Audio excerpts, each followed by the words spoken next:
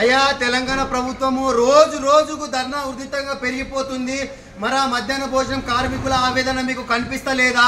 మీరు మధ్యాహ్న భోజనము పథకం కింద వీళ్ళకి ఎన్నో హామీలు గాలికి పోయి హామీలు ఇచ్చారు.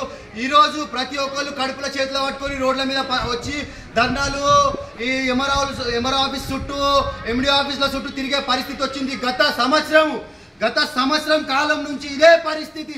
మరి సంవత్సరాలు వీళ్ళకు బిల్లులు మీరు పెండింగ్లలో వస్తే వీళ్ళకు బిల్లులు ఇవ్వకపోతే మీరు మళ్ళీ వీళ్ళకు మంచిగా పోషకమైన గుడ్లు పెట్టండి, వాళ్ళకు గంజి పెట్టండి, వాళ్ళకు రాగి జావా పెట్టండి, వాళ్ళకు అల్పాహారం పెట్టండి, ఇవన్నీ పెట్టండి అని మీదేం పోతుంది? మీరు పెట్టండి అని చెప్తున్నారు.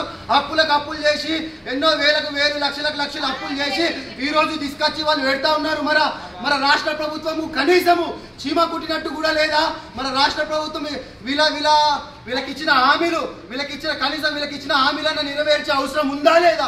ఈ సంవత్సరం కాలం నుంచి వీళ్ళకి ఎంఆర్ఓ ఆఫీసుల చుట్టూ రోడ్ల పైన ధర్నాలకు, అంటే అక్కడ స్కూళ్ళల్లో ఆ పిల్లలకు కూడా అన్నం పెట్టించలేని పరిస్థితిలో, మళ్ళీ వీళ్ళకి మీరు జీతాలు ఇవ్వలేని పరిస్థితిలో మన ప్రజాపాలన దగాకోరు పాలన అయింది తెలంగాణలో.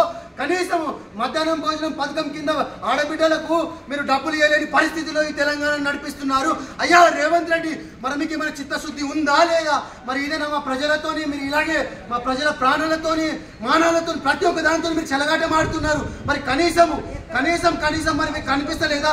ఒక సంవత్సరం పాటు నుంచి మరి తెలంగాణ వ్యాప్తంగా వీళ్ళు ధర్నాలు చేస్తూ ఉన్నారు. ఒక్క మాట కూడా ఇప్పటి వరకు మీ మంత్రివర్గంలో ఎవరు మాట్లాడలేదు.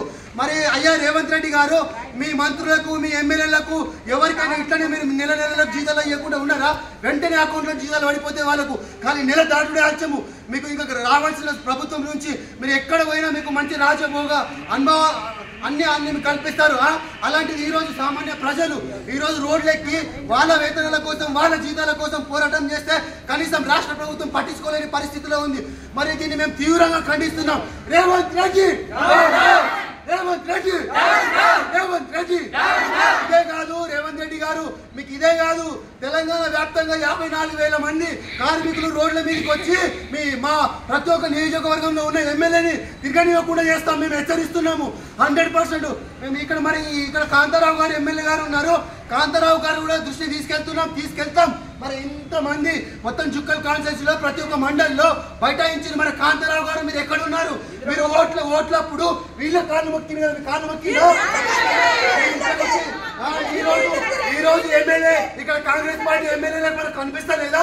కాంగ్రెస్ పార్టీ ఎమ్మెల్యే గారా మీరు ఎక్కడ పడుకున్నారు? జుక్కల్ కాన్స్టిట్యూన్సీలో ప్రతి ఒక్క ఆడ మహిళ మిమ్మల్ని తిరగని కూడా చేస్తారు రేపటి పుట్ట. మీరు దాదాపు గెలిచి కూడా మీరు సంవత్సరం వస్తుంది. సంవత్సరం నుంచి వీళ్ళ కష్టాలు మీకు అనిపిస్తలేవా? ఉత్తప్పుడు మీకు అది చేస్తాం ఇది చేస్తాం